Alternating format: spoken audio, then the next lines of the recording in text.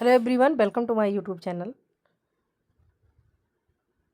तो देखिए कि आज का हमारा ये तीसरा चैप्टर है यात्रा। पर्यावरण एवं शिक्षा शास्त्र से संबंधित है यात्रा, जो कि यूपी टेट पेपर फर्स्ट के लिए बहुत ही महत्वपूर्ण है। यूपी टेट पेपर फर्स्ट में ईवीएस के 30 नंबर के क्वेश्चन पूछे जाते हैं। तो देखिए उन 30 क्वेश्चनों में से यात्रा से जितने भी क्वेश्चन आएंगे एग्जाम में, तो इस वीडियो में आपको देखने को मिलेगा। सो आप लोग वीडियो पर कंटिन्यू बने रहिएगा। तो चलिए देखिएगा इसमें यात्रा के बारे में कि मनुष्य प्राचीन काल से यात्रा कर रहा है। सबसे पहले उसने चलने के लिए अपने पैरों का उपयोग किया। मनुष्य जो है तो कब से यात्रा कर रहा है? तो प्राचीन काल से। सबसे पहले उसने चलने के लिए किसका प्रयोग किया? तो अपने पैरों का प्रयोग किया। उसके बाद लेकिन पहिए के आविष्कार के बाद मनुष्य ने एक स्थान से दूसरे स्थान तक जाने के लिए बैलगाड़ी का उपयोग प्रारंभ किया और धीरे धीरे अन्य आविष्कार हुए जो मनुष्य को यात्रा में सहायता प्रदान करते गए। आगे देखिएगा कि मनुष्य की दूरस्थ भौगोलिक स्थानों के बीच आवाजाही को यात्रा के रूप में जाना जाता है। यानी जब मनुष्य दूर जाता है तो उस भौगोलिक स्थानों के बीच की आवाजाही को हम क्या कहते हैं? यात्रा। अब यह पैरों, साइकिल, मोटर गाड़ी, रेलगाड़ी, नाव, बस, हवाई जहाज या अन्य साधनों द्वारा सामान के साथ या उसके बिना की जा सकती है और यह एक तरफा या वापसी यात्रा भी हो सकती है। यात्रा में अनुक्रमिक आवाजाही में तुलनात्मक रूप से कुछ ठहरना भी शामिल हो सकता है, यानी कहीं रुकना भी शामिल हो सकता है यात्रा में। अब देखिए आगे कि यात्रा में हमें नीचे दी गई बातों पर ध्यान केंद्रित करने की आवश्यकता है। अब आइए देखिए वो बातें कौन कौन सी हैं। तो हमें परिवर्तन की आवश्यकता क्यों है? उसके बाद है कि विशिष्ट स्थानों में विशेष प्रकार के परिवहन के साधन क्यों होते हैं। नेक्स्ट है कि दूरस्थ क्षेत्रों में परिवहन कैसे संभव है। उसके बाद है कि मोटर परिवहन को कैसे प्रभावित करती है। तो क्या है कि यात्रा में हमें जो है ध्यान केंद्रित करने की आवश्यकता है, यानी सोचने की आवश्यकता है कि ऐसा चीज़ें क्यों होती है इन जगहों पर। तो बताइए, देखिए अब देखिए कि परिवहन का आविष्कार और महत्व। तो परिवहन का आविष्कार और इसका महत्व क्या है?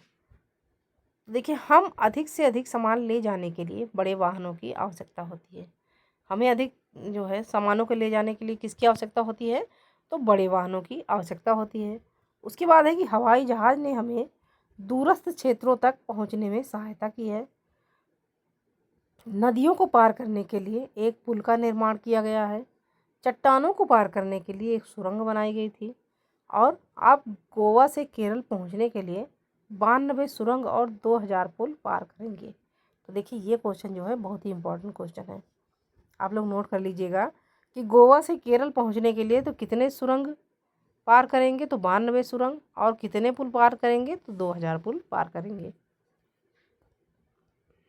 अब आइए देखिए परिवहन एवं मनोरंजन। तो देखिए इसमें कि परिवहन एवं मनोरंजन में मनुष्य को दुनिया भर के विभिन्न स्थानों पर यात्रा करके पूरी दुनिया की विभिन्न संस्कृति, रीति रिवाजों और परंपराओं का ज्ञान हुआ है। उन्होंने परस्पर वार्तालाप के दौरान कई वस्तुओं का आदान प्रदान किया और कुछ महत्वपूर्ण वस्तुएं नीचे दी गई हैं।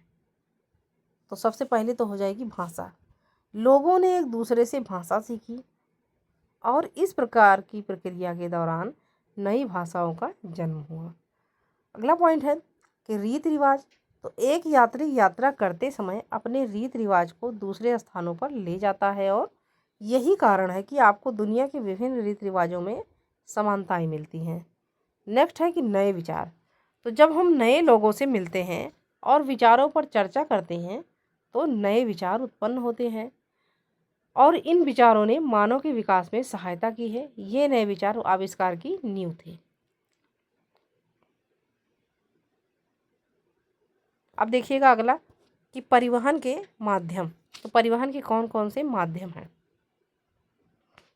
तो चलिए देखिए कि मुख्य रूप से परिवहन माध्यम के 3 प्रकार होते हैं। परिवहन माध्यम के कितने प्रकार होते हैं? तो 3 प्रकार। पहला है भूमि, दूसरा है जल तथा तीसरा है वायु, जिसमें रेल, सड़क और सड़क से अलग परिवहन शामिल है।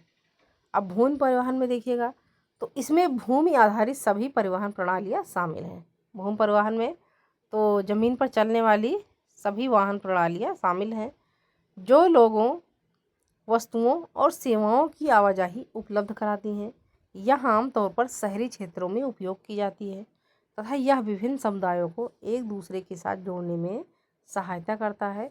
और इसके दो प्रमुख प्रकार हैं। किसके? तो भूमि के। भूमि परिवहन के कितने दो प्रमुख जो है प्रकार हैं? तो दो प्रमुख प्रकार हैं। अब देखिएगा पहला प्रकार कौन सा है? तो पहला प्रकार है सड़क परिवहन। अब सड़क परिवहन में तो यह सड़कों का उपयोग होने वाले परिवहन का एक प्रकार है। सड़कों के माध्यम से आवाजाही बस, कार, बाइक या किसी अन्य मोटर गाड़ी या घोड़े, बैल जैसे जानवर द्वारा की जा सकती है, सड़कों के माध्यम से। और दूसरा जो है तो दूसरा परिवहन है रेल परिवहन। भूमिगत से संबंधित दूसरा परिवहन कौन सा है? तो रेल परिवहन है। अब देखिए इसे आमतौर पर रेल परिवहन के नाम से जाना जाता है और यह पटरी, जिन्हें ट्रैक भी कहा जाता है, पर चलने वाली गाड़ियों के वाहनों पर यात्रियों और सामानों को ले जाने का माध्यम है। तो ये दोनों परिवहन कौन से हो गए? भूमि परिवहन। अब अगला वाला परिवहन देखिए जल परिवहन। तो जल परिवहन में इसमें जल आधारित सभी परिवहन प्रणालियाँ शामिल हैं। उदाहरण के लिए एक पोत, नौका, नाव, जहाज, पाल नौका का जलीय निकाय जैसे समुद्र, महासागर, झील, नहर व नदी पर चलना, अंतर महाद्वीपीय परिवहन, समुद्री शिपिंग के लिए जल के माध्यम से परिवहन, वायु परिवहन की तुलना में कम महंगा है और यह तटीय क्षेत्रों में नौकायन अभी भी व्यवहार्य है। ये हो गए जल परिवहन के माध्यम। अब देखिए अगला है वायु परिवहन के माध्यम। तो वायु परिवहन में इसमें वायु आधारित सभी परिवहन प्रणालियाँ शामिल हैं। उदाहरण के लिए हवाई जहाज, हेलीकॉप्टर। यह परिवहन का सबसे तीव्र माध्यम है और यह गतिशीलता, अधिक मूल्य और ऊर्जा उपयोग के साथ प्राप्त होती है। और परिवहन के माध्यमों की तुलना करते समय पर्यावरण, विशेष रूप से वैश्विक जलवायु पर विमानन द्वारा पड़ने वाले प्रभाव पर विचार करने की आवश्यकता है। ये सारे हो गए वायु परिवहन। अब अगला देखिए कि भारत के विभिन्न राज्यों में परिवहन के साधन। देखिएगा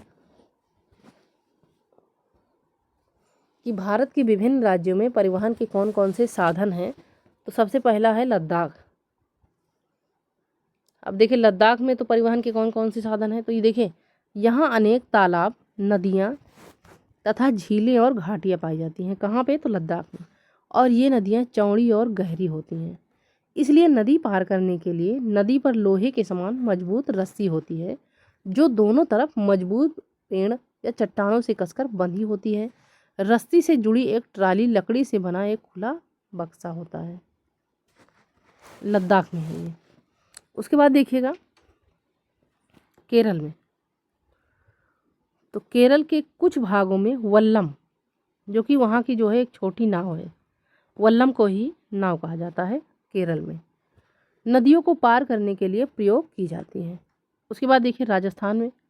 तो राजस्थान राज्य में चारों तरफ रेत है जो दिन में बहुत गर्म होती है। यात्रा के लिए यहाँ ऊँट गाड़ी का उपयोग किया जाता है क्योंकि ऊँट के पैर गद्दीदार होते हैं और रेत में धंसते नहीं हैं। तो राजस्थान का मान लीजिए मेन परिवहन क्या हो जाएगा? तो ऊँट हो जाएगा। उसके बाद देखिए गुजरात का। तो गुजरात, यहाँ एक वाहन पाया जाता है जो विशेष होता है। इसका सामने का हिस्सा एक मोटर गाड़ी की तरह दिखता है लेकिन पीछे की गाड़ी लकड़ी के तख्ते से बनी होती है। तो ये कहाँ का परिवहन है? गुजरात का। उसके बाद कश्मीर का देखिएगा। तो यहाँ शिकारा देखिएगा तो डल लेक में चलती है। शिकारा जो है तो एक नाव है।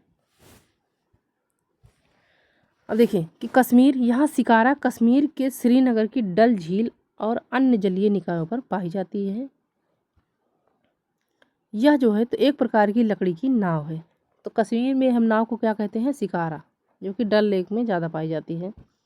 वो देखिए डल लेक में जो है तो कम से कम 50,000 से जो ज़्यादा लोग जो है डल लेक में रहते हैं और उनका घर जो होता है वो फ्लोटिंग हाउस होता है, यानी तैरने वाला घर होता है, लकड़ी का बना होता है। अब आइए देखिएगा अगला पॉइंट।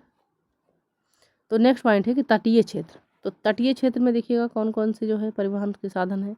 तो केरल के तटीय क्षेत्र में परिवहन के साधन के रूप में फेरी नाव का प्रयोग किया जाता है। अब अगला वाला देखिए पॉइंट कि परिवहन और इसके प्रभाव क्या होते हैं। तो देखिएगा कि परिवहन ने मनुष्यों की बहुत सहायता की है, लेकिन यह हानिकारक भी है।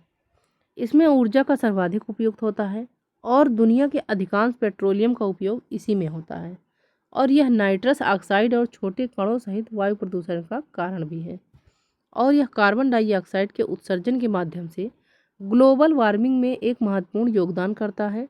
प्रदूषण परिवहन का परिणाम है। अब देखिए फर्स्ट पॉइंट है प्रदूषण। तो विगत वर्षों में वाहनों की संख्या में तेजी से वृद्धि हुई है। फलस्वरूप गाड़ियों के शोर और उनसे निकलने वाले धुएं ने मानव की जिंदगी में कौतूहल मचाया है। यातायात से प्रदूषण दो रूपों में हुआ है। पहला है वायु प्रदूषण। देखिए कि वायु प्रदूषण का अर्थ है कि कुछ अनावश्यक तत्वों के वायु में मिल जाने से वायु प्रदूषित हो जाना। धुआं छोड़ने वाले वाहनों की संख्या में वृद्धि ने प्रदूषण को तेजी से बढ़ाया, और वायु प्रदूषण के परिणाम बहुत घातक हैं, क्योंकि वायु का सीधा संबंध पृथ्वी पर जीवन से है। लोग अशुद्ध वायु में सांस लेकर विभिन्न प्रकार की बीमारियों का शिकार हो रहे हैं। शहरों में स्थित खतरनाक सीमा को पार कर चुके हैं। तो ये रहा वायु प्रदूषण। अगला प्रदूषण है ध्वनि प्रदूषण। तो ध्वनि प्रदूषण देखिए कि ये अत्यधिक शोर है जो मानव या पशु जीवन की गतिविधि या संतुलन को नुकसान पहुंचा सकता है। उसके बाद में है कि दुनिया भर में सबसे बाहरी शोर का मुख्य स्रोत तो परिवहन प्रणाली है। मोटर वाहन, विमान और गाड़ियों के कारण होता है। उच्च शोर का स्तर मानव के हृदय प्रभाव में, रक्तचाप में वृद्धि और तनाव और वाहिका संकीर्णन में वृद्धि होती है, और कोरोनरी धमनी रोग की वृद्धि जैसी घटना में योगदान कर सकते हैं। पशुओं में शोर शिकारी या शिकार का पता लगाने और परिहार बदलकर मौत का खतरा बढ़ा सकते हैं, तथा प्रजनन और नेविगेशन के साथ हस्तक्षेप और अस्थायी सुनवाई हानि के लिए योगदान करते हैं। भारत में ध्वनि प्रदूषण तो दिवाली, नवरात्रि और गणपति के त्योहारों के दौरान एक बड़ी समस्या है। भारत की सरकार ने पटाखे और लाउड स्पीकरों के खिलाफ नियम भी बनाए हैं, लेकिन प्रवर्तन बेहद सुस्त है।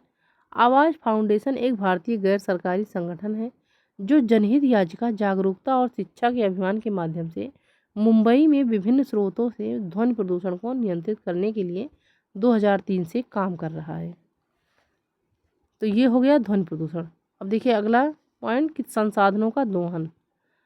तो संसाधनों का दोहन जो है विगत कुछ वर्षों या कुछ दशकों में मनुष्य ने संसाधनों का दोहन बहुत तेज़ी से किया है, जिस कारण कुछ संसाधन खत्म होने की कगार पर आ गए हैं। मनुष्य की ज़रूरत है कि वो धारणीय विकास संसाधनों का उपयोग करते हुए उनका संरक्षण भी करना। मानव को कोयला, पेट्रोल जैसे साधनों को विकल्प जैसे सौर ऊर्जा, जल ऊर्जा आदि ढूंढने चाहिए। यानी कोयला और पेट्रोल की जगह तो कैसे कैसे ऊर्जा शामिल करने चाहिए, सौर ऊर्जा और जल ऊर्जा यानी नवीकरणीय संसाधन शामिल करने चाहिए, जिससे वे संसाधन भावी पीढ़ी के लिए उपयोग के लिए भी बचे रहे। देखिए इससे संबंधित कुछ क्वेश्चन देख लीजिएगा कि पुल बनाने की ज़रूरत क्यों पड़ी। तो पुल बनाने की ज़रूरत पड़ी नदियों एवं तालाबों को पार करने के लिए। उसके बाद पहिए से यातायात में क्या परिवर्तन हुए, तो यातायात की गति जो है तीव्र हो गई यानी जल्दी हो गई। सुरंगों से क्या लाभ हुआ, तो सुरंग के बनने से मार्ग छोटे शॉर्टकट हो गए। अगला है कि यातायात से होने वाले नुकसान को लिखिए। तो प्रदूषण एवं संसाधनों का दोहन। वल्लम क्या है, तो वल्लम लकड़ी की बनी छोटी नाव है जो केरल में यातायात के लिए प्रयोग की जाती है। यानी केरल में यातायात के लिए प्रयोग की जाने वाली नाव को ही हम वल्लम कहते हैं। फेरी क्या है, तो केरल के तटीय इलाकों में फेरी यानी लकड़ी की बनी नाव पाई जाती है जो यातायात के साधनों के रूप में इस्तेमाल की जाती है।